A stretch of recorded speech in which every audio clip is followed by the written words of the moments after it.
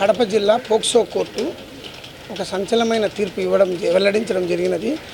కడప జిల్లా POCSO court judge అయిన yes Praveen Kumar గారు ఒక జడ్జిమెంట్ ఇస్తూ 27/1/2019 తేదీన రాయలసీమ ఎక్స్ప్రెస్లో హైదరాబాద్ వాస్తవ్యులు తిరుపతి నుంచి హైదరాబాద్కు ప్రయాణం చేస్తూ ఏసీ బోగిలో B2లో వాళ్ళ ఫ్యామిలీతో ప్రయాణం చేస్తున్నారు. రాజంపేట నందలూరు మార్గ మధ్యంలో వాళ్ళ పాప 8 ఏళ్ల పాప వాష్రూమ్ పోవాలంటే వెల్లుమ్మా అని చెప్పినారు.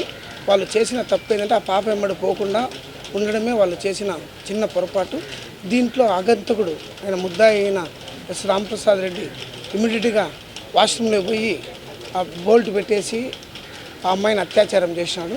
తర్వాత కడప రైల్వే DSP గారు రమేష్ బాబు గారు, CA గారు, SI గారు ఈ కేసు విచారణలో 24 మంది సాక్షులను ప్రవేశపెట్టి కోర్టులో విచారణ జరిపిన తర్వాత కోర్టు వారు ఈరోజు 3/12/2025 తేదీన కడప పోక్సో కోర్టు జడ్జి గారు అయిన ఎస్ ప్రవీణ్ కుమార్ గారు ఒక తీర్పు వెల్లడించడం జరిగినది.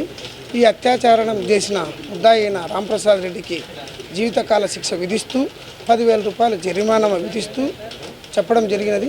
అలాగే ఈ అత్యాచారం సంఘటన జరిగినప్పుడు రైల్వే TTలు నిర్లక్ష్యం కారణంగానే జరిగింది. ఎందుకు అంటే నిర్లక్ష్యం అంటే ఒక ఏసీ బోగిలో ట్రైన్లోనే అత్యుత్తమైన ప్రయాణం ఏదంటే ఏసీ. అటువంటి ఏసీ బోగిలో ఒక వ్యక్తి టికెట్ లేకుండా జనరల్ టికెట్తో ఏసీ బోగిలో ప్రవేశించడమే పెద్ద నిర్లక్ష్యమని వాళ్ళ మీద చర్యలు తీసుకోమని DRM గారికి ఆదేశిస్తూ తర్వాత DRM గారు రైల్వే నిర్లక్ష్యం కారణం వల్ల బాధితురాలకి 10,50,000 రూపాయలు 1 నెల లోపల పరిహారం ఆ అమ్మాయికి కట్టవాలని ఆదేశించినారు.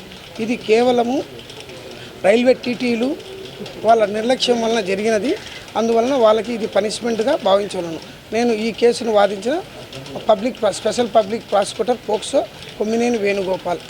ఈ కేసులో మా court monitoring cell Nagendra Kumar garu మరియు రైల్వే కానిస్టేబుల్ అయిన నాగేంద్ర నాయక్ గారు చాలా సకాలంలో సాక్షులను ప్రవేశపెట్టి చాలా స్పీడ్గా కేసు జరిపినారు. అందువల్ల ఈ బాధితురాలకి ఇది ఒక ఊరటలుగా భావించవచ్చు. ముద్దాయిలకి ఇటువంటి నేరాలు చేసే ముద్దాయిలకి ఇది ఒక హెచ్చరికలాగా భావించవలసిందిగా కోరుచున్నాను.